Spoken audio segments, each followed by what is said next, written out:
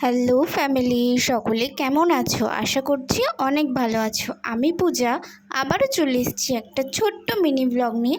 তো চলো স্টার্ট করা যাক।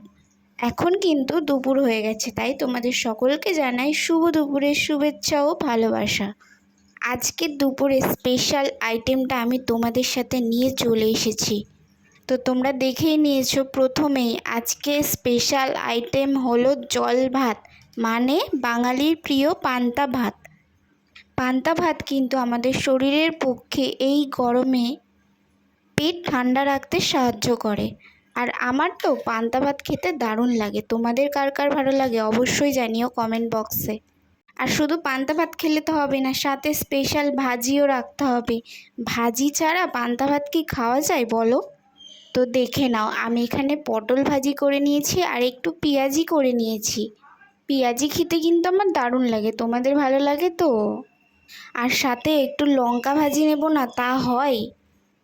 দাঁড়াও দাঁড়াও, ওইখানেই শেষ না, আরও আছে। আলু ভাজি করে নিয়েছি সরু সরু করে কুচি করে নিয়ে। আজকের খাওয়াটা কিন্তু একদম জমে যাবে, কি বলো বন্ধুরা? আমরা বাঙালি বস, পান্তা ভাত খাবো আর একটা পেঁয়াজ খাবো না তার সাথে? হয় নাকি? পেঁয়াজ না নিলে হবেই না, একটা কাঁচা পেঁয়াজ নিয়ে নিয়েছি। আগের দিন যেহেতু আমি একটু চিকেন করেছিলাম, সেই চিকেনটা ফ্রিজ করা ছিল, তাই সেই চিকেনটাও একটু নিয়ে নিলাম। প্রতিদিন কিন্তু বাসি খাবার খাওয়া ভালো না, কিন্তু সপ্তাহে একদিন যদি এইরকম ঠান্ডা ভাতের সাথে খাওয়া যায়, মন্দ হয় না, কি বলো বন্ধুরা? তোমাদের সাথে কথা বলতে বলতে আমার কিন্তু থালিটা পুরোপুরি রেডি। কি দেখে জিভে জল আসছে? তো আমারও আসছে।